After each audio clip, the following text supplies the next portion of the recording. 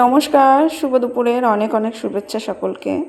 রোজ দিনের মতো চলে এসেছি আবারও একটা দুপুরের খাবারের আয়োজন নিয়ে। চলুন দেখে নিই আজকে দুপুরের আয়োজনে কী কী ছিল। প্রথমেই নিয়ে নিয়েছি এক বাটি গরম ভাত, নিচ্ছি কয়েক টুকরো শসা, একটুখানি লেবু।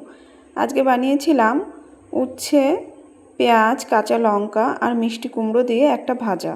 সামান্য একটু জিরে আর পেঁয়াজ ফোড়ন দিয়ে ছোট ছোট টুকরো করে কেটে রাখা কুমড়ো আর উচ্ছে দিয়ে একসঙ্গে ভাজা বানিয়েছিলাম। গরম ভাতে না এটা বেশ ভালো লাগে খেতে।